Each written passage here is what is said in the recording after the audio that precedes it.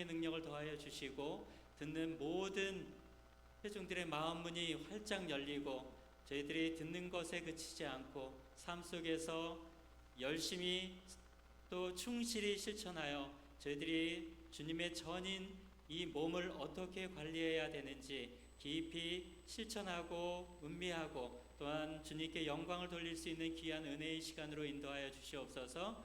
이 시간 온전히 주님 홀로 영광 받아 주시옵기를 바라며 예수님 이름으로 간절히 기도드립니다.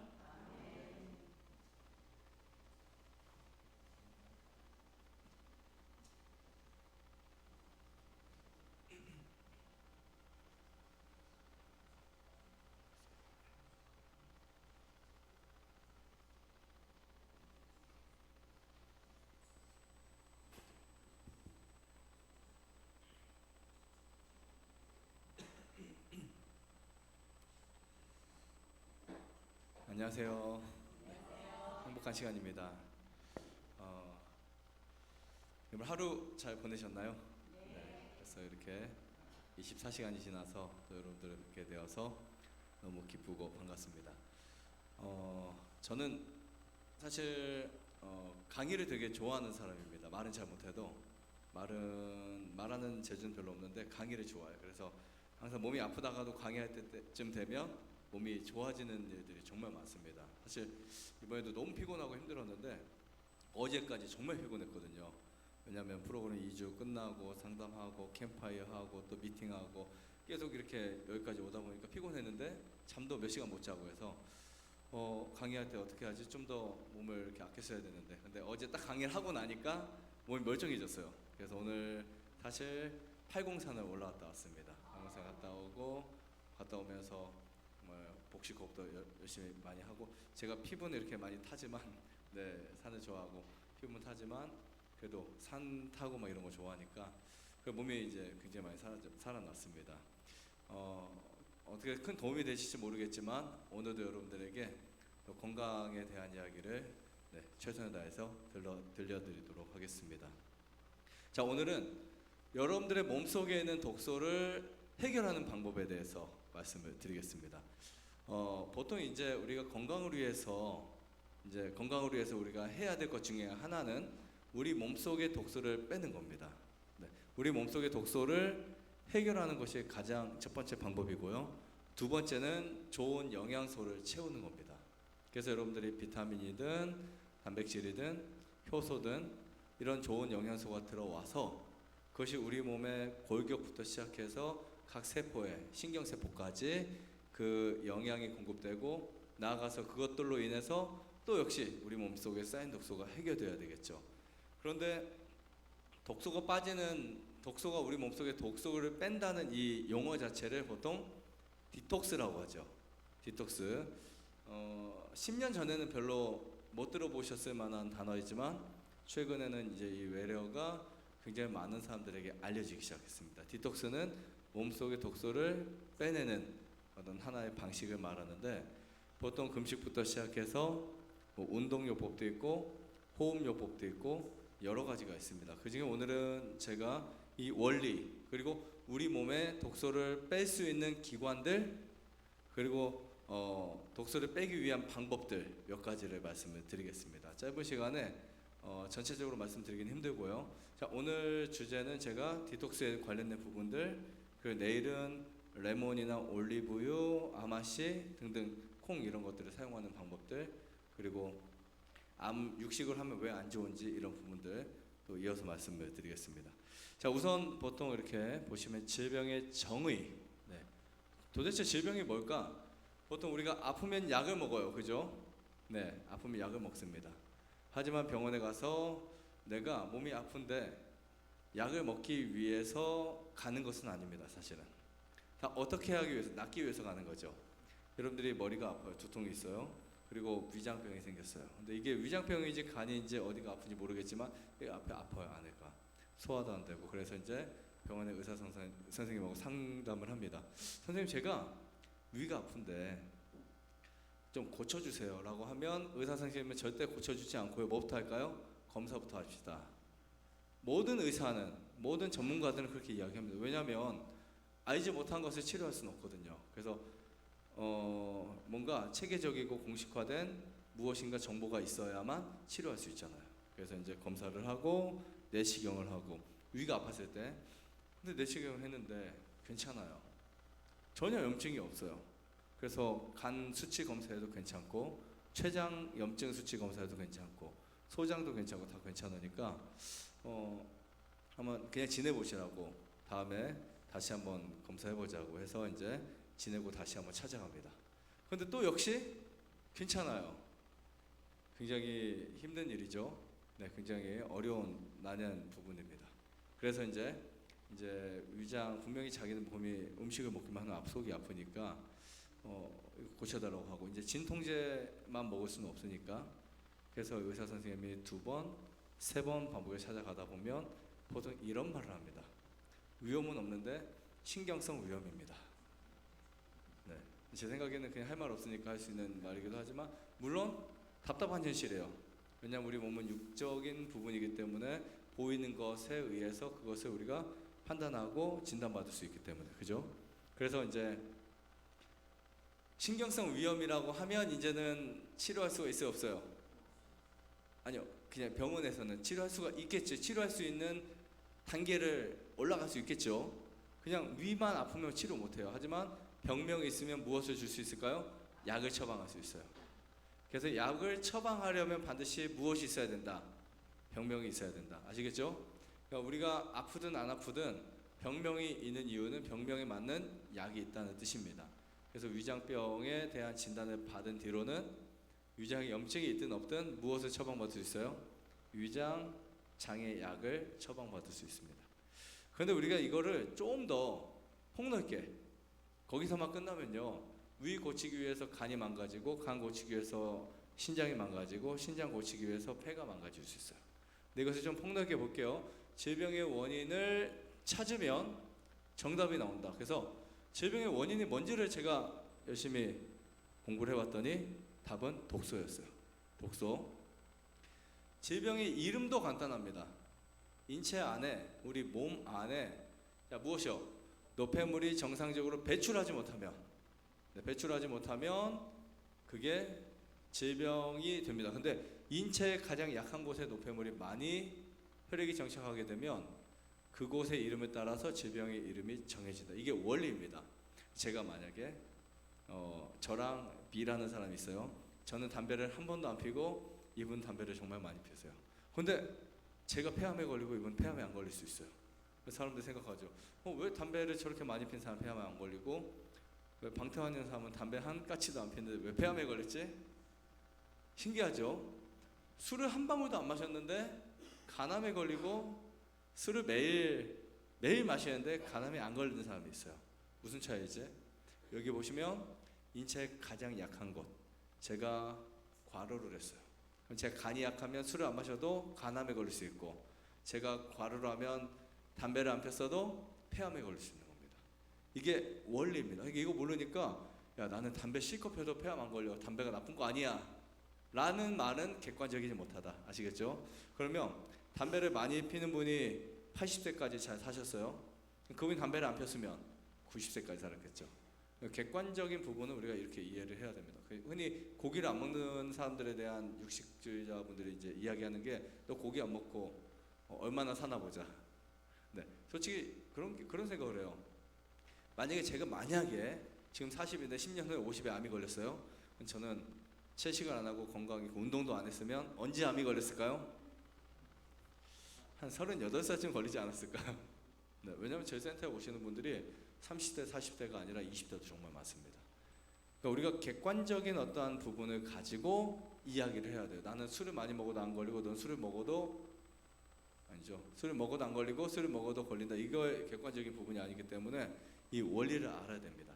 자, 그 다음에 보통 좋은 음식 올바른 식사라는 책에는 이렇게 표현되어 있습니다. 후식으로 단 케이크를 우유와 함께 크림과 함께 먹는다면 위장 안에서 무엇이 일어난다?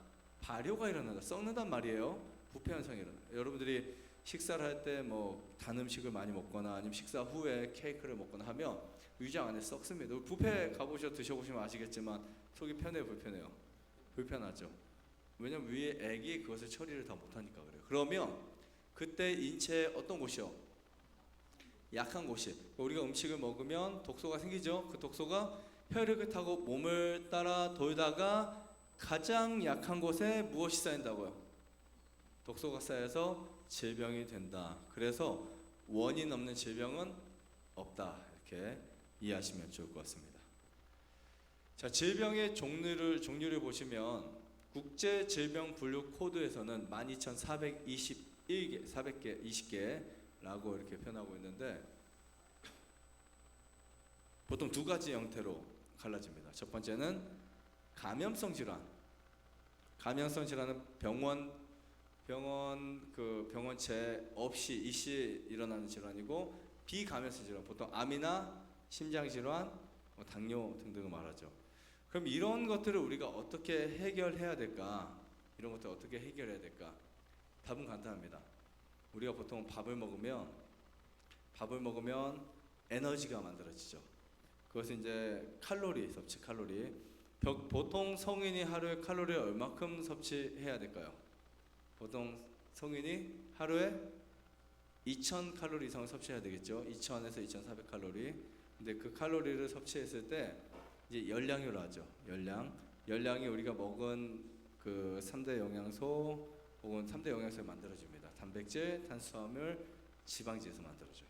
그 외에 효소나 무기질 이런 것들은 칼로리를 만들지 않습니다. 그런데 이 칼로리를 우리가 섭취하게 되면 우리 몸에서는 그것을 에너지로 사용하지만 만약에 그것이 남는다, 그럼 어떻게 될까요? 남는다 하면 배출을 시켜야 되겠죠. 배출을 시켜야 됩니다. 근데 이 배출이 안 되면 다 뭐가 되죠? 지방이 만들어지겠죠. 그래서 여러분들이 빵을 드셔도 살이 찔 수가 있습니다. 여러분들 만약에 곡식 있잖아요. 곡식. 떡을 먹어도 중성지방이 만들어질 수 있어요. 그것이 우리 몸에 쌓이게 되면. 그래서 그렇게 우리 몸에 칼로리 이 분배가 들어오는 것과 나가는 것이 원활하지 않으면 살이 됩니다. 그게 비만이 되고 병의 원인이 되는 거예요. 마찬가지로 독소도 마찬가지예요. 내 몸속에 들어온 독소가 나가는 독소보다 많게 되면 시간이 지나면 뭐가 생긴다고요? 병이 생기는 겁니다. 이해가 가시죠? 네. 그래서 우리가 그러면 매일 내가 독소를 어떻게 해결하지? 일찍 자는 것도 독소가 해결되는 겁니다. 운동하는 것도 독소가 해결되는 거예요. 그 다음에 물을 마시는 것도 독소가 해결되는 거예요. 좋은 생각을 하는 것도 독소가 해결되는 거예요. 호흡을 잘하는 것도 독소가 해결되는 거예요. 근데 이제 이게 들어오는 게 내가 해결되는 것보다 더 많게 되면 우리는 뭔가 조치를 취해야 됩니다. 그것을 대청소, 그렇죠? 대청소라고 하겠죠. 자, 독소 배출을 위해서 우리 몸에 만들어진 5가지 장기가 있습니다. 물론 다른 장기들도 있지만 여러분들 몸에는 매일 내가 원하든 원치 않든 이 자율신경에 의해서 독소가 해결되는 장기가 5군데가 있는데 첫 번째는 어디일까요? 네, 바로 간입니다. 간. 이 간은 우리 내부 기관 중에 가장 복잡한 기관을 가지고 있어요. 그래서 이 간 같은 경우는 우리 해독이라고 하죠. 해독. 여러분들이 알코올을 드시든 아니면 뭐 농약 살충제를 우리가 들어왔든 아니면 또 뭔가 약물 중독이 됐든 그 모든 것들을 어디서 해독한다고요? 간에서 해독합니다. 그리고 이 간은요, 이 내부 기관에서 가장 큰 기관이고 복잡한 기관인데 1000가지 이상의 효소를 생산해내요. 1000가지 이상. 그리고 500가지 이상의 일을 합니다. 자, 세 번째 보시면 활성산소를 해독해요. 그리고 독성 물질을 배출하기 위해서 매일 해독 작용을 하고 있습니다. 알코올까지도요. 단백질, 지방도 분해하기 위해서 쓸개즙을 만들어요. 하루에 약 800cc를 만듭니다. 쓸개즙을 만들어서 담즙을 만들어서 쓸개 저장을 하고 담간을 통해서 이제 단백질을 소화시키죠. 간이 하는 일이 정말 많아요. 그래서 여러분들은 간 관리를 잘 하셔야 돼요. 간에 안 좋은 음식들 끊어주셔야 되고, 간에 좋은 음식 먹어야 되고, 간에 좋지 않은 습관 하지 않으셔야 되고, 간에 가장 안 좋은 것 중에 하나가 뭔지 아세요? 늦게 자는 겁니다. 우리가 보통 만성 피로가 있잖아요. 잠만 멜라토닌이 많이 나오는 그 시간대 잠만 잘 자도요 거의 해결될 수 있습니다. 그래서 이런 그 과정들을 위해서 이 간은 늘 준비되어 있어야 돼요. 우리가 간을 혹사시키거나 간을 망가뜨린다면 우리 몸 결국 낫지 못합니다. 회복이 안 되고 병들게 될 수밖에 없어요. 더 재밌는 것은요, 우리가 보통 남자분들은 10대 후반부터 이제 30대까지 가장 이제 욕구가 올라오잖아요. 그때 이제 근육 만드는 거 이런 거 되게 좋아하잖아요, 그죠? 근육 만드는 거. 근데 간이 안 좋잖아요. 근육도 안 만들어져요. 열심히 푸시업을 하루에 막 300개씩 하는데 이상하게 운동한 자기의 시간을 노력한 대비 근육이 안 만들어지는 거예요. 간이 안 좋으니까. 제가 관찰한 것 중에 놀라운 것 중에 하나가요. 아토피 아이들이 진짜 잘 낫거든요. 자연 식사를 하면. 근데 간이 안 좋으니까 안 낫는 거예요. 아무리 좋은 음식 먹고 아무리 금식 많이 해도 안 낫는 거예요. 그래서 왜 안 낫는지를 봤더니 잠을 1시, 2시에 자요. 센터에 오면 제가 무조건 일찍 자라고 막 이제 다니면서 이야기하고 뭐 좀 안 나오면 쭉 이렇게 상담을 하고 하니까 이 친구들 일찍 잘 수밖에 없어요. 근데 센터에서 나가잖아요. 그러면 잠을 늦게 자. 근데 항상 하는 말이 원장님 20대 이런 친구들이 원장님 저 정말 열심히 했는데 저는 왜 안 났냐고요. 막 나중에 따진다고. 이제 이 친구들 따져요. 야 너 몇 시에 잤어? 그러면 저 요즘 1-2시에 자죠. 그래서 그런 거예요. 그래서 그 원인을 찾고 네가 그거 시간 안 고치면 너 절대 평생 안 낫는다. 했더니 이 친구가 겁을 먹고 작년에도 그런 일이 있었어요. 잠잘 시간을 9시, 10시로 딱 바꿨더니 한 달 안에 회복이 되기 시작해요. 2주 한 달. 그래서 제가 그런 이야기를 해줬어요. 간이 안 좋으면 아무리 유기농 먹고 어싱하고 찜질하고 땀 흘리고 물 많이 마셔도 한계가 없고 절대 회복이 안 된다. 근데 간을 회복하기 위해서는 잠을 일찍 자야 돼. 정말 놀라운 일이 아까 일어나요. 정말 놀라운 일이 일어나요. 그래서 뉴스타트라는 게 어느 한 가지에 치우치면 안 되고요. 전체적으로. 그 중에 간을 관리하자. 간을 관리하는 방법이 여러 가지가 있어요. 간에 좋은 약초도 드셔도 돼요. 올리브도 간이 좋고, 그다음에 헛개나무 열매도 간에 좋고, 특히 여러분들이 자주 드시는 거 보면 쑥이 정말 좋아요. 저는 이른 봄에 가장 우리 히로시마 그 원자 폭탄이 떨어지고 나서 가장 먼저 나온 풀이 쑥이거든요. 근데 이 쑥은 해독 작용이 정말 놀랍습니다. 그리고 이 쑥이 독소를 정말 많이 배출시켜요. 그래서 여러분들 봄에는 의무적으로 쑥을 꼭 드셔야 돼요. 아시겠죠? 쑥을 많이 먹는 거 좋습니다. 봄에 어린 잎이 올라와가지고 쑥국, 쑥떡, 쑥 뭐 버무리 뭐 이런 거 많이 먹을 수 있잖아요. 꼭 드세요. 그러면 간이 굉장히 빨리 해독이 돼요. 그리고 쑥이 이제 어느 정도 자라면서 좀 지나면 미나리나 민들레가 나오죠. 돈나물이 나오죠. 정말 간에 최고입니다.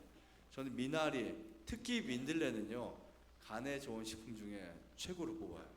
그러면 이제 민들레도 이제 봄철부터 거의 가을철, 여름철을 지나 나올 수 있으니까 자주 드시면 돼요. 간에 좋은 약을 안 먹어도 민들레가 간을 회복시켜 줄 수 있어요. 그리고 간이 굳었어요. 이제 간이 굳었어요. 굳은 것을 간 경변이라고 하죠.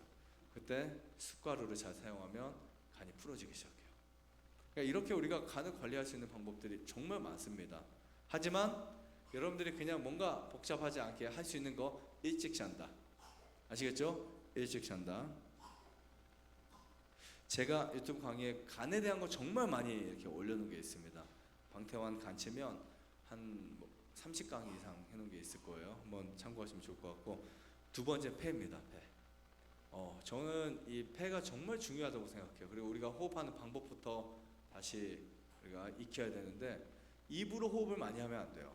입으로 보통 코로 숨을 쉬어야 돼요.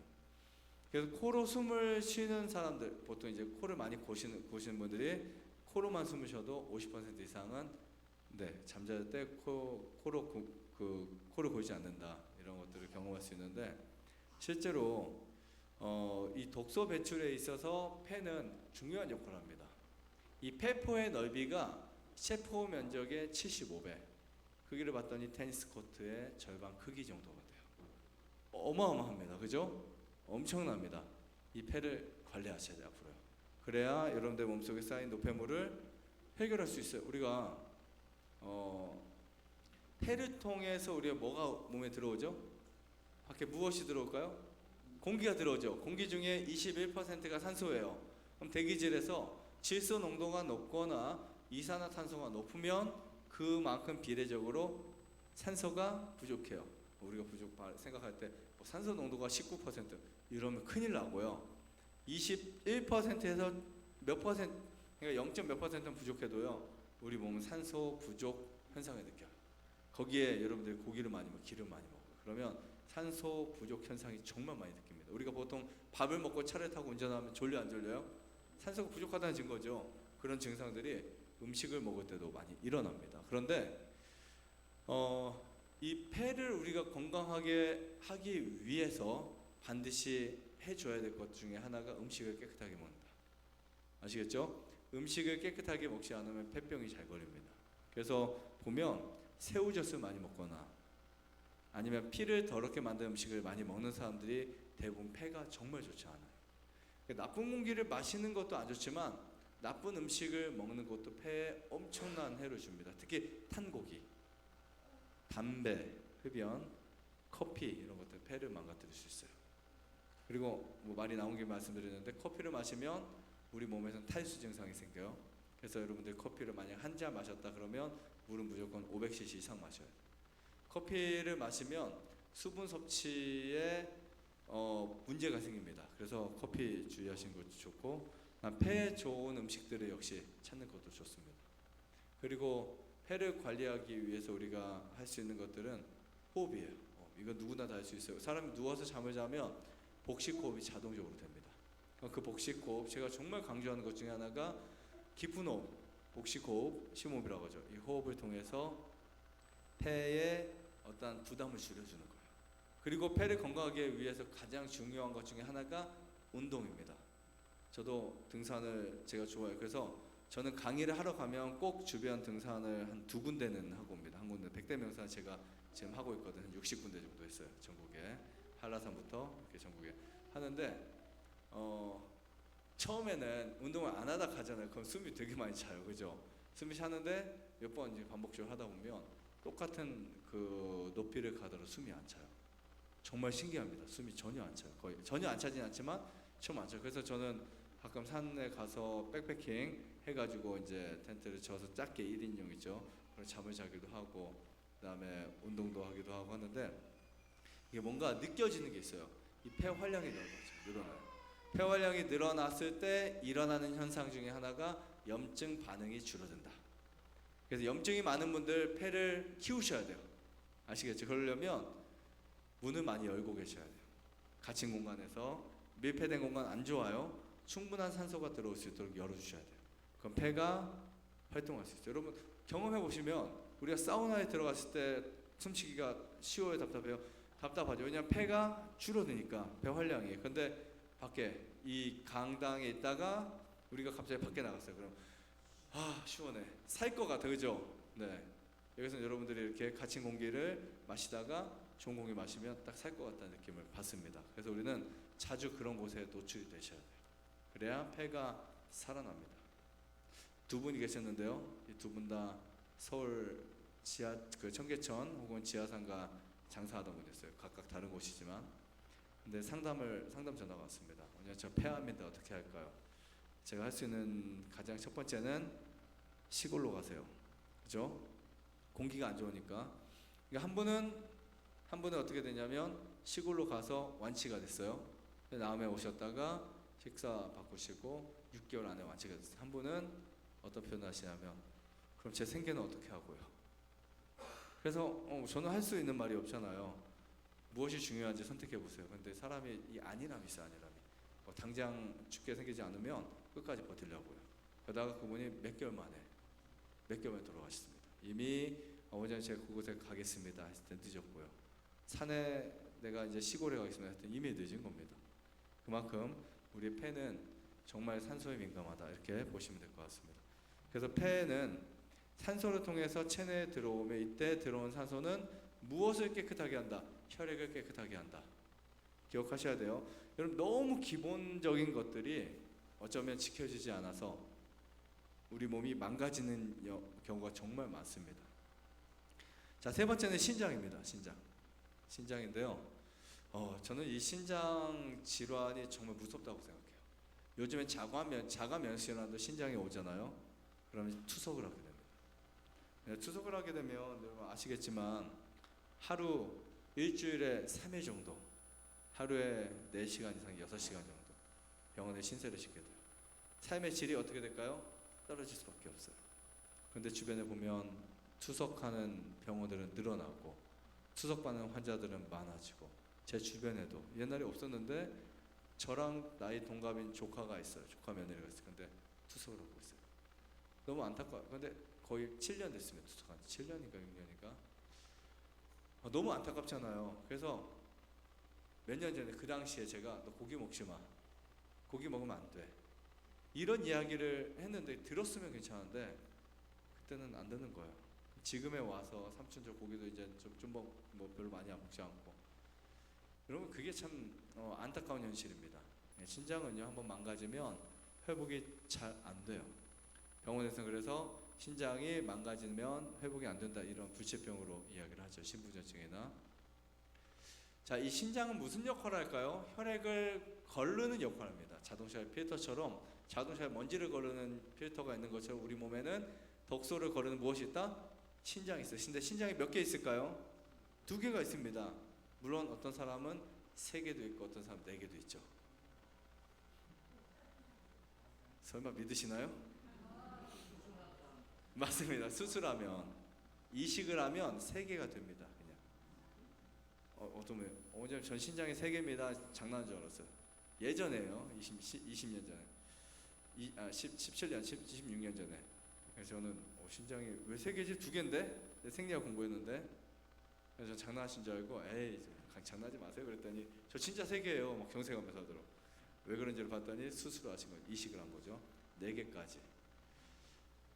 근데 문제는 뭐냐면 한번 망가진 신장의 몸을 갖고 있는 사람은 또 금방 망가집니다. 신장을 바꿔주면 해결될 것 같죠? 안 됩니다. 몸은 이미 심장이 망가진 몸이었습니다. 그러면 제가 강조하는 게 뭐죠? 신장을 바꾸는 것도 중요한데 무엇을 바꾸자? 몸을 바꾸자.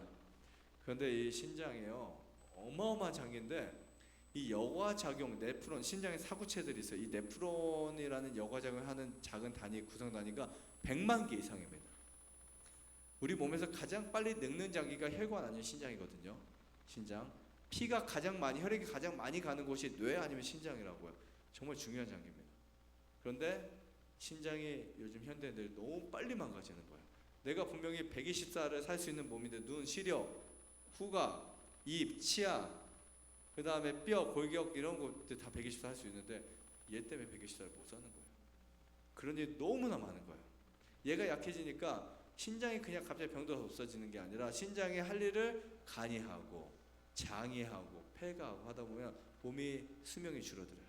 적어도 10에서 30년, 많게는 절반 이상이다.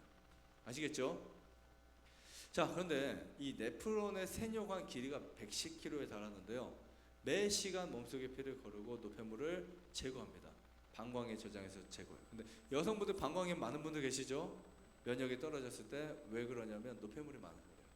혈액 속에 노폐물이 많으면 아이를 뱃속에 갖고 있는 엄마는 구토 현상이 자주 일어나고요. 임신 구토. 그 다음에 생리 주기에 여성분들은 생리통이 많이 일어나고요. 그다음 면역이 약한 분들은 방광염이 많이 일어납니다. 이런 원리. 그때 해결해 줄 수 있는 게 피를 깨끗이 한다. 저희 센터에 오신 10명의 생리통 환자 있죠? 생리통이 있는 분들 다 낫습니다. 치료를 받자. 피가 깨끗해지니까 다 통증이 없어져요. 정말 생리통 너무 힘든 분들 피가 깨끗해지면 사라집니다. 신장 관리 간단합니다. 물을 많이 마셔주면 돼요. 그 다음에 정제염 먹지 않으면 됩니다. 정제염. 절대 정제염 먹지 말자. 계속. 그럼 정제염 먹으면 신장이 망가질 수밖에 없어요. 우리가 보통 신장이 안 좋은 병원에 가면 칼륨 먹지 마라, 포타슘 뭐 이런 거 그 다음에 그 소금, 소듐 이런 것들 섭취하지 말라고 그래요. 근데 그럼 먹을 게 없어요. 칼륨, 현미 먹지 않아야 되고, 야채 먹지 않아야 되고, 과일 먹지 말아야 되면 흰밥에 고기만 먹어야 돼. 그러면 절대 안 낫습니다. 저는 저희 센터에 오신 분도 그렇지만 상담하는 많은 분들이 신장이 안 좋아진 분들 있죠. 투석을 이렇게 하기 직전에 오신 분들이나 상담하다 보면 희망을 드립니다. 제가 낫게 할 수는 없지만 몸이 회복될 가능성은 있다. 그러나 흰밥을 먹고 고기를 먹으면 절대 회복은 안 된다. 나빠지는 것은 모르겠지만 그럼 제가 본 결과로 포타슘이 안 좋고 뭐 칼륨이 안 좋고 뭐 이렇게 해가지고 이제 고기와 흰밥만 드시는 신장 환자들 있잖아요. 저도 회복이 안 돼요. 평생 약을 먹는 거예요. 평생 투석을 하는 거예요. 근데 간혹 현미를 먹어요. 그럼 칼륨 수치가 올라갈 수 있어요. 하지만 칼륨 수치가 올라가지만 어쨌든 방법이 있어요. 관리를 잘하면 오히려 투석을 하지 않습니다. 이런 일들이 정말 많이 일어나기 때문에 근본적인 거. 우리 처음에는 칼륨 수치는 올라갈 수 있지만 혈당이나 혈압에 좋은 음식을 섭취하잖아요. 그러면 몸이 우리가 투석을 하지 않아도 될 정도로 달라지게 됩니다. 물을 충분히 마셔야 돼요. 그리고 소금을 먹지 않는 것이 아니라 나쁜 소금을 안 먹어야 돼요. 좋은 소금은 충분히 드셔야 됩니다. 만약에 우리 몸에 신장이 안 좋다는 이유로 저염식, 무염식 하잖아요. 신장 굉장히 빠르게 망가져요. 장담합니다. 정말 빠르게 망가집니다. 자, 그 다음에 대장은 먹은 음식의 찌꺼기를 변을 통해서 배출합니다. 그런데 우리가 이 대장에서는 어떤 역할을 하냐면 우리 몸의 면역의 80% 내지 90%를 담당해요. 우리가 지금까지 이 대장을 똥통이라고 생각했죠. 그렇죠? 변이 있는 곳. 사실은 대장은 소장에서 나와서 맹장과 합쳐지면서 대장이 됩니다. 굵은 창자라고요.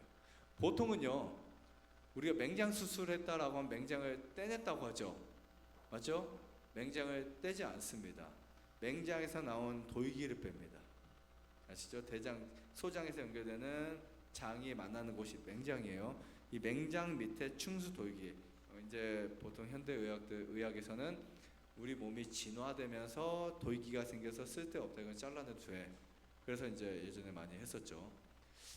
근데 사실 맹장은 어떤 장기냐면 대장의 첫 번째 맹장은 우리 몸에 독소가 많이 생겼어요. 독소가. 그러면 우리 몸이 결정을 합니다. 이 독을 해결해야 되는데 그래서 이 맹장에 대장에 있는 좋은 균이 숨어버리고 나쁜 균을 보내기 위한 방식입니다. 그러면 좋은 균이 딱 이제 번식할 수 있는 양만 딱 남고 이제 설사를 하게 되겠죠. 설사가 사실 나쁜 게 아니에요. 디톡스 중에 하나입니다. 설사를 하다 보면 좋은 균, 중간균, 나쁜 균 할 것 없이 다 쓸어내버려요. 내보내집니다. 그 중에 좋은 균은 남아 있잖아요. 배양할 수 있는 좋은 균 남아 있죠. 나쁜 균이 쓸려 내려가다 보니까 거기에 이제 깨끗해진 상태에서 좋은 균이 나와서 번식하게 돼요. 그때 여러분들은 현미밥을 꼭 씹어 드셔야 돼요. 아시겠죠? 가장 중요한 겁니다. 유산균이 만들어져요. 그때 유산균을 먹으면 우리 몸에서는 젖산균이 만들어지지 않습니다. 그래서 우리 몸이 그것을 만드는 과정에서 유산균 외에 다른 균들이 같이 비피더스균이나 여러 균이 만들어요. 근데 중요한 게 이 소장 끝에서부터는 면역 기관들이 그 벽에 붙어 있어요. 그래서 파이어판이라고 하는 이 기관들이 장내로 갈수록 더 커집니다. 그래서 여러분 장에는 엄청난 면역의 공장들이 있다고 보시면 돼요. 그러니까 장 관리를 잘 해야 되겠죠. 장 관리 정말 잘 하셔야 됩니다. 우리 장은 나무로 말하는 뿌리입니다. 뿌리. 장 관리 못하면 몸에 여드름도 심하게 나고요. 병이 그냥 오게 돼 있어요. 그래서 장 관리를 잘 하셔야 되는데 이때 주의하실 게 여러분 식이섬유가 부족한 음식들 먹지 않는다. 밥을 먹다가도 현미를 먹는다. 아시겠죠? 식이섬유가 충분해야 돼요. 그래야 장 관리를 잘 할 수 있습니다. 음식을 꼭꼭 씹어 먹어야 돼요.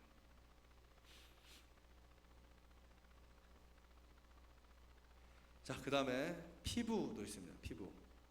피부는 200만 개나 되는 땀샘을 통해서 노폐물을 피부 밖으로 배출해요. 그럴 일은 없지만 200만 개에서 모두 다 땀을 한 방울씩만 맺혀져도 한 약 2리터가량의 노폐물이 배출됩니다.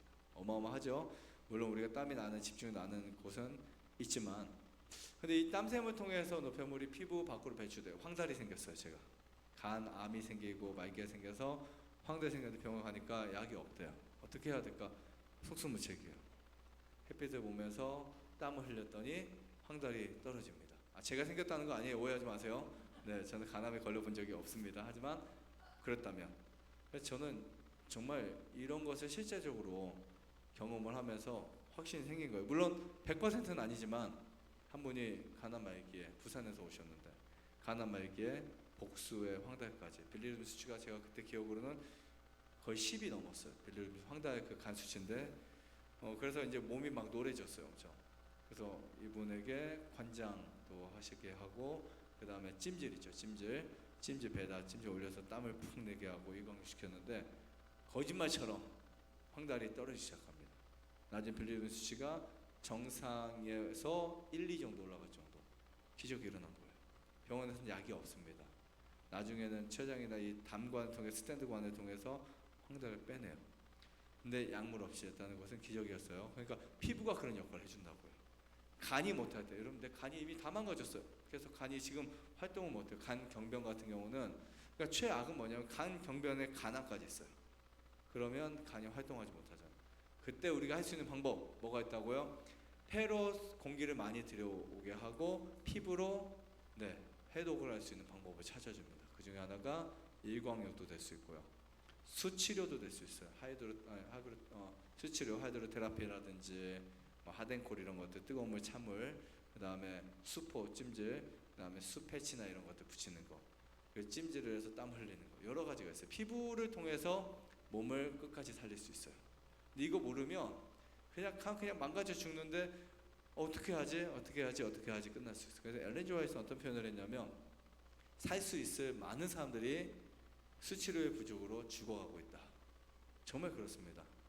우리 아이들 감기 걸렸을 때 열이 막 39도 40도 올라갔을 때 내복 있죠. 내복을 미온수로 짜가지고 따뜻하게 짜가지고 입히고 그 다음에 겉옷을 딱 이제 마른 옷을 딱 입히면 웬만하면 다 떨어져요.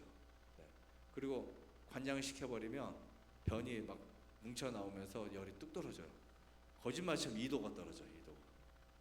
그러니까 우리 아이들은 열이 나면 엄마 아빠 안 시켜도 다 금식. 네. 너 금식해야 되겠다면 아무 전혀 먹고 싶은 의욕도 없고 그냥 아예 본인들이 알아 금식해요. 잘났으니까. 되게 빨리 나으니까. 그리고 땀을 흘리는 거 굉장히 좋습니다. 땀 흘리는 거 좋고요. 피부로 해독을 하시는 거 정말 좋기 때문에 이런 부분 참고하시면 좋을 것 같습니다. 자, 늘어나고 있는 독소의 양상들 굉장히 많고요. 독소의 해결책도 있습니다. 활성산소는 항산화제를 해결하시면 돼요. 그 다음에 양이온은 음이온 공기를 마시면 돼요. 우리가 보통 숲이나 바닷가 이런 공기들. 그 다음에 전자파는 어싱 굉장히 좋아요. 그런데 나는 어싱을 못해. 어싱을 안 하는 경우도 전자파 해결할 수 있는 방법이 있습니다. 꼭꼭 씹어 먹는 것도 어싱 중에 하나가 될 수 있어요. 네. 우리가 꼭꼭 씹어 먹으면 우리 타액 중에 CR산이 만들어져요. 그러면 혈관과 혈액을 떨어뜨리는 엄청난 역할을 하게 됩니다. 그 다음에 소화관의 문제, 금식과 과일식, 통증, 천연치료, 필요는 충분한 쉼 이런 것들 선택하시면 됩니다. 자, 금식하면 병에 걸리지 않는 이유, 굉장히 놀라운 이론인데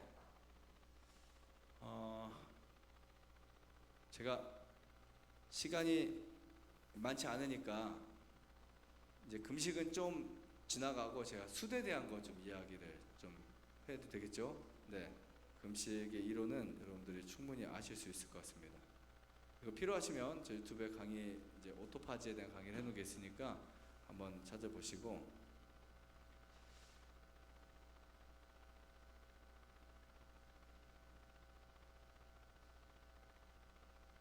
자, 숯에 대해서 좀 이야기를 해드려야 될 것 같아요. 보통 이 수채 구조와 성분을 보면, 성분을 알면 수채 효능이 보이게 되는데요. 수채는 기공이 있습니다. 현미경으로 보게 되면 이걸 확대를 시켜보면 이런 기공들이 있어요. 눈에 보이지는 않지만 현미경으로 보면 이 미세한 구멍들이 정말 많습니다. 숯 1g에 약 90평의 구멍이 있대요.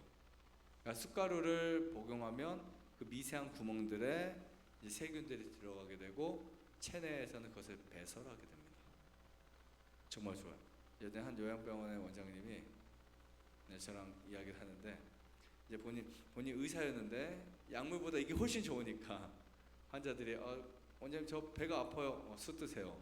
저 머리가 아파요. 숯 드세요. 하도 이렇게 하다 보니까 근데 효과는 좋은데, 근데 하도 말하는 환자분들이 이제 서로 가서 원장님한테 가서 상담 받아야지 했다가 아니야 또 숯 드시라고 할 거야.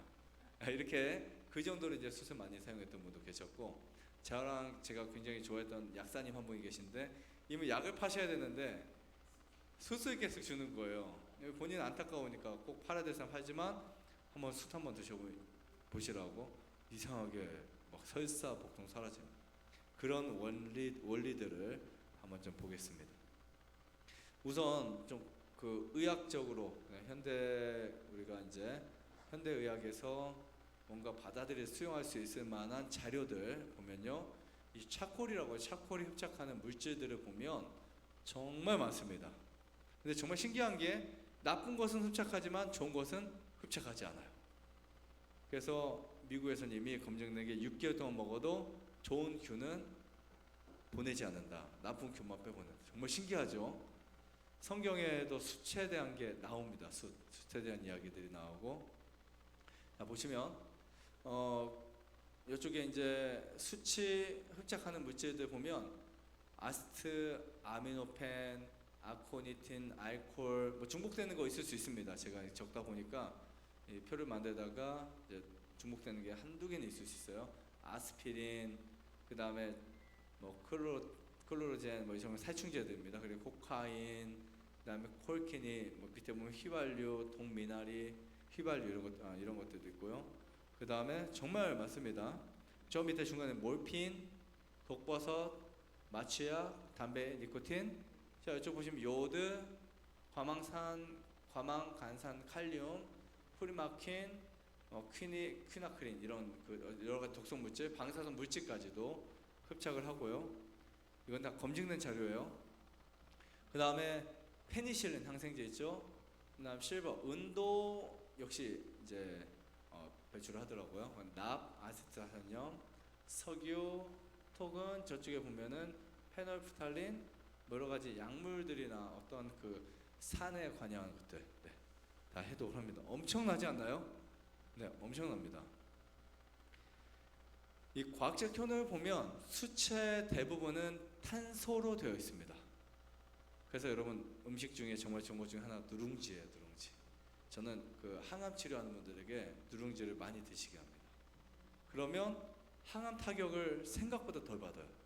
누룽지가 우리 몸에서 해독 역할을 하니까. 누룽지를 만들어요. 이제 보리, 쌀, 수수 이런 거 현미 넣어서 만들게 해요. 그러면 그것을 이제 후라이팬에다가 두껍게 이렇게 굽니다. 해서 정말 항암 치료가 너무 기력없고 하니까 씻기도 힘들잖아요. 그때는 끓여가지고 그 물까지 같이, 그 숙육물이죠, 먹게 하면 확실히 해독이 잘 돼요. 바로 이런 역할입니다. 탄소, 숯, 그리고 미네랄도 농축돼 있어요. 5%나 있습니다. 엄청납니다. 우리 몸에 미네랄 토탈 양이 얼마나 될까요? 4%밖에 안 돼요. 하지만 그게 부족하면 병이 됩니다. 그래서 저는 숯을 진공청소기라고 표현하고 있어요. 우리가 좀 알고 사용하면 좋을 것 같다고 생각해서 말씀드리는 건데, 보통 섭씨 600에서 900도씨로 구운 숯을 다시 한번 탄화시키면 더 많은 구멍이 생겨요. 이게 뭔가 훨씬 더 효과가 많아지는 거예요. 그리고 이제 의학적 효과가 높아집니다. 수채 효능은 바로 숯의 구멍인데, 이게 숯이 어떤 약이 아닙니다. 사실은요. 숯에 무엇이 들어오는 겁니다. 독소가 들어오게끔 만드는 거예요. 그래서 나쁜 물질들이 빨아지고, 숯은 전자가 6개인 탄소로 구성되어 있는데요, 전자가 자유롭게 다닐 수 있는 구조로 되어 있어요. 그래서 음이온 상태로 되어 있어서 물질의 부패와 산화를 억제시킨다.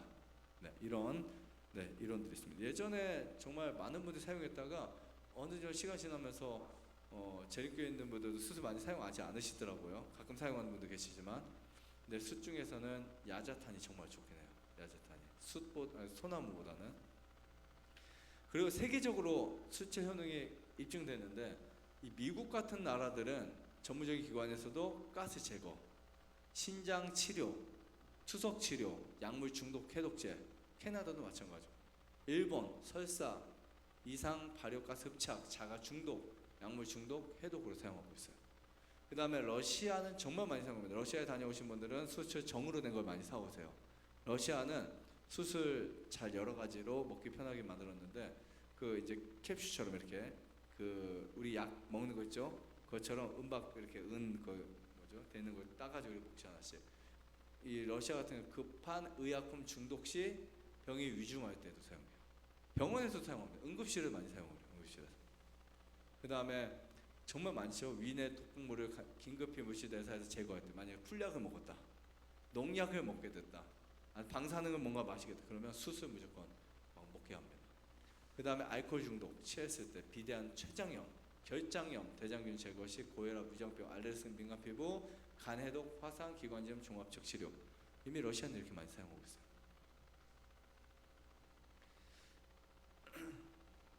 역사를 보면 기원전 1550년 전부터 사용했어요. 어마어마합니다, 사실. 역사도 깊어요. 그리고 나서 이제 우리가 가까이 접근한 것은 1793년경에, 아주 85년경에 독일계 러시아 약사가 수술, 설탕 정제와 악취 제거를 사용하기 시작했고요. 이때부터 이제 계속해서 수출 사용한 사례들이 늘어납니다. 1800년대 당시에는 1차 세계대전 있죠. 1차 세계대전 때 독일군이 염소가스를 무기로 한 화학전의 연합군 측을 수술 이용한 방독면으로 이를 이제 무력화했다고 하고요. 그 다음에 쭉 내려가면 수은 중독 환자를 대량의 착골 복용으로 생명을 구했다 자료가 있고요. 그 다음에 1868년 약 중독에 의한 세포염 치료, 1909년에 드디어 습진이나 암 치료제까지 사용합니다. 그리고 1910년 이즐, 콜레라, 장티포스, 식중독, 지금은 코로나까지 사용할 수 있죠. 그 다음에 1930년 자궁 내막염에 사용됐고요. 1969년 미국에서는 위장병까지, 소화불량까지, 1980년대 이후에는 수체 안전성, 유효성, 무독성이 증명됐고 이제 정말 많은 논문들이 세계적으로 이렇게 나오면서 안전하게 사용되는 그 식품으로 알려져 있습니다. 우리 아이들 교과서에 요즘에 제가 보니까 그 수채 효능을 해가지고 물 맛을 좋게 만들고 물의 독소를 제거하지만 좋은 균은 그대로 놔두고 교과서에도 나와 있습니다. 교과서에 아이들 교과서에도 수치 얼마나 좋은지 나와 있다고. 그럼 우리가 수술 잘 사용해야 될까요? 사용하지 않아야 될까요? 저는 여러분들이 사용을 잘 하셨으면 좋겠습니다. 수술 활용을 잘 하셨으면 좋겠는데 제가 모아놓은 것은 수치 효능 중에 하나가 여러분들이 가스가 많이 생기잖아요. 배에. 그러면은 가스가 찰 때 수술 드세요. 정말 좋고요. 저희 센터에 오시면 2주 동안 2주 중에 일주일 수술 드리죠. 저녁마다 수술 드립니다. 근데 어떤 분들은 정말 큰 효과를 보시고 어떤 분들은 그냥 별거 아니라고 하시는 분도 있지만 어쨌든 수술 꾸준히 먹게 되면 나쁠 건 없습니다. 만약에 내가 그만큼 좋아지지 않아도 나쁠 건 없어요. 설사를 멈추게 해요. 지사지 역할인데. 그러나 반대로 몸속에 세균이 많잖아요. 설사를 더 시켜버려요. 왜냐하면 독소를 끄집어서 보냅니다. 특히 위염, 위궤양, 간염, 장염에 매우 좋습니다. 저는 어떤 거였냐면 예전에 저 어렸을 때 아버지가 그 양계장에서 이제 닭 있잖아요. 흰색 닭, 우리 먹는 치킨 있죠. 그 닭을 저희 삼촌 아버지 형님이 이제 친한 형님이 이제 하셨는데 그때 닭을 버린 닭들을 주워다가 이제 페트병에다가 이제 숯 진하게 타가지고 얘들에게 벌리고 막 억지로 먹였어요. 나중에 얘들이 다 살아났어요. 다 살아나서 나중에 날아다니고 저희 어머니가 나중에는 목에 그 닭을 비틀어가지고 통닭을 해주신 거지. 닭찜팩을 침장을 해주셨는데 어렸을 때죠. 정말 신기했어요. 저도 이제 커서 우리 개가 한 마리는 장염이 걸려서요. 막 그 항문에서 막 염증이 생기고 병원 장염비도 약을 먹여야 돼요. 근데 그때 저는 약을 안 먹이고 숯가루를 먹였어요. 숯가루를 페트병에다가 2리터 정도 있죠. 그 물을 입을 딱 벌리고 다 먹였어요. 그리고 다음날 또 먹이고 했는데 며칠 만에 장염 다 나와버렸어요.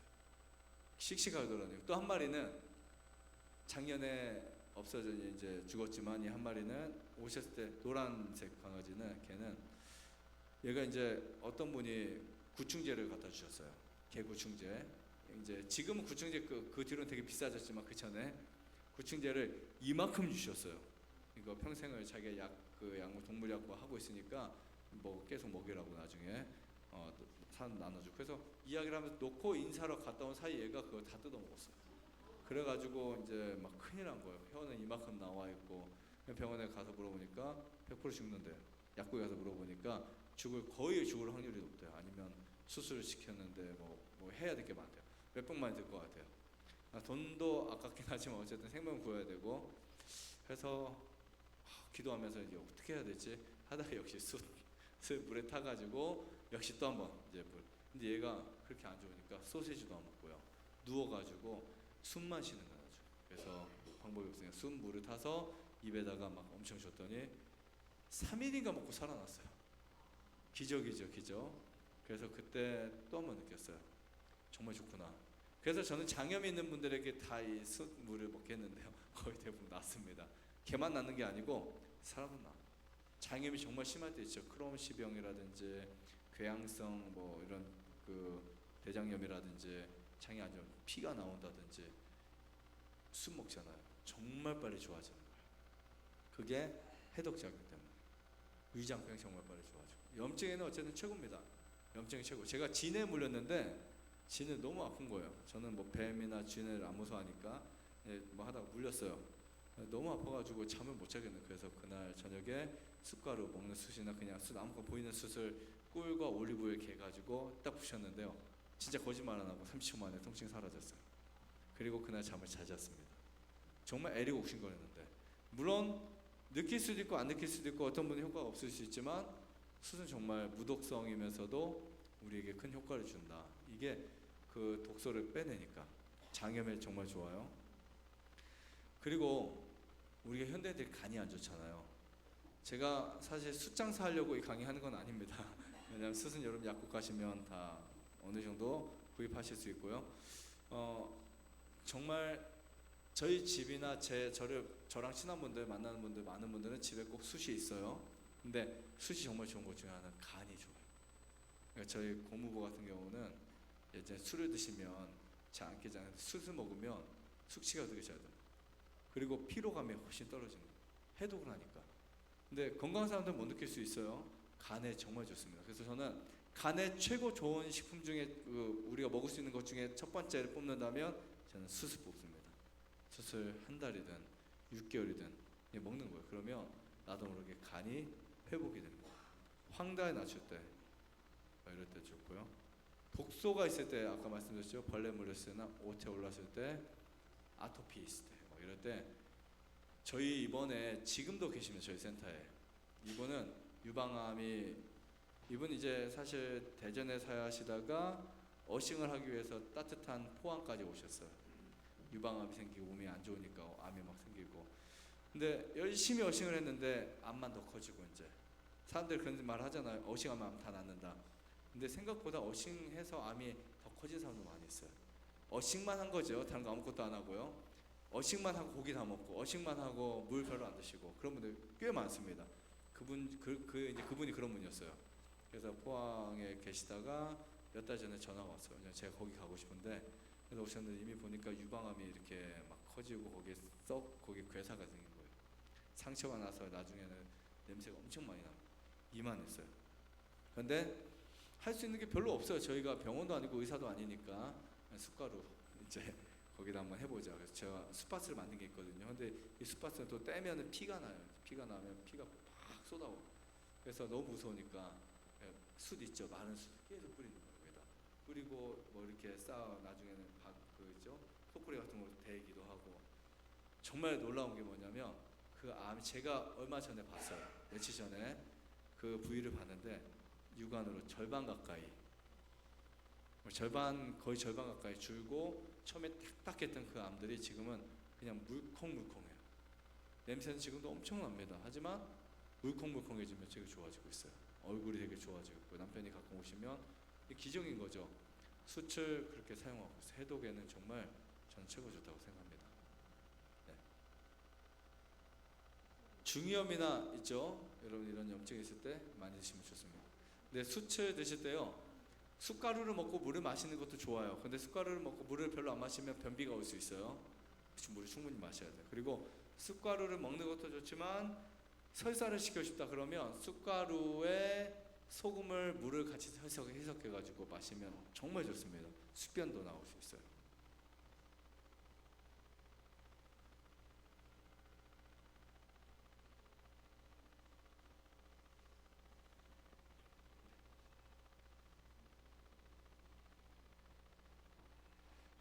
제 배터리가 나갔는데 아무튼 시간도 다 돼서 줄여야 될 시간 된 것 같습니다. 정리를 하자면 여러분들의 몸은 해독이 필요하다. 네, 저도 그래요. 제가 느낄 때 독소가 많이 생기잖아요. 반드시 뭔가 다른 일들이 생깁니다. 일어납니다. 그때 이제 보통 우리가 그 대사증후군이라는 게 있죠. 대사증후군이 생기기 전에 뭐가 먼저 일어나냐면 증상들이 생겨요. 암 환자분들이 거의 이런 말을 해요. 나는 별로 안 아팠는데 암이 걸렸다. 근데 그건 뭐냐면 안 아픈 게 아니라 증상을 무시했던 겁니다. 우리가 보통 소화가 안 되면 소화제 먹고, 머리가 아프면 타이레놀 먹고, 열이 생기면 해열제 먹고. 그러니까 본인이 정작 아프다고 생각할까요? 별로 안 합니다. 그냥 나는 별로 안 아팠는데 왜 난 건강했는데 왜 암에 걸렸지? 착각을 해요. 근데 가만히 생각해 보면 원인 없는 질병 없고요, 증상 없는 질병 없습니다. 증상, 그 다음에 신인 대사장애, 대사증후군, 난 병이 생겨요. 이런 과정이 무조건 있습니다. 암이 일어나기 전에, 심장병이 일어나기 전에. 갑자기 쓰러지는 뇌경색이라든지 심장질환도 경고가 있습니다. 우리가 그걸 못 느끼고 살았어요. 근데 오늘 여러분들에게 해드리고 싶은 이야기는 그런 것들을 막을 수 있는 방법은 해독을 하자. 독소를 빼는 해독을 할 수 있는 구체적인 방법들은 정말 엄청 많습니다. 엄청 많지만 여러분들이 오늘부터 당장 할 수 있는 거, 잠을 잔다, 일찍 잔다, 물 많이 마신다, 운동을 한다, 땀을 흘린다. 또 뭐가 있어요? 수출 먹는다. 네, 수출 잘 사용한다. 수출 잘 사용하시면 이렇게 여러분들 도움을 이제 목사님이나 이렇게 구하시면 좋은 수술도 같이 의논해서 구입하실 수 있으니까 정말 좋은 수술 찾아서 해독을 한다. 그리고 수술은요, 식용이 아니라도 우리가 이제 저렴한 것들이 있어요. 저희 같은 경우는 수출 큰 푸대로 사놓고 이제 그것을 정말 많이 사용합니다. 그런 것들에서 환부에 붙이기도 하고, 그래서 저희는 수 패치라는 게 있어요. 패치 이런 거 사서 쓰기도 하고, 이제는 저희가 수 패치를 만들어서 사용하는데 정말 그런 효과들이 많이 있고요. 그 다음에 여러분들이 이제 앞으로 내일 또 강의를 듣게 될 내용 중에 이제 좋은 음식을 먹는 거, 올리브를 먹었을 때, 현미를 먹었을 때, 토마토를 먹었을 때 어떤 일이 일어나는지, 그런 것을 여러분들이 경험하셔야 돼요. 그냥 우리가 뭐 다 좋은 음식이니까라고 생각할 수 있겠지만, 특별히 좋은 음식들, 그리고 우리가 알고 먹으면 더 좋은 음식들, 그리고 먹으면 안 되는 음식들, 이런 것들이 정말 중요하다고 생각합니다. 제가 영양학을 공부하면서 느낀 게 결국 이 부분이 우리 몸의 건강을 좌우하는구나라는 것을 느꼈고요. 아무튼 여러분 모두에게 정말 축복의 삶이 함께 하시기를 간절히 바라면서 기도하시고 마치겠습니다. 사랑과 은혜가 많으신 참 좋으신 하나님, 오늘도 우리에게 귀한 시간으로 인도해 주심을 감사드립니다. 우리 몸속에 독소가 해독이 되고 또 더 건강하고 행복한 삶을 살아갈 수 있도록 축복해 주시옵소서. 하나님이 주신 좋은 선물들 감사하게 받아들이고 사용할 수 있도록 축복해 주시옵소서. 사랑과 은혜가 많으신 예수님의 이름으로 간절히 기도드립니다.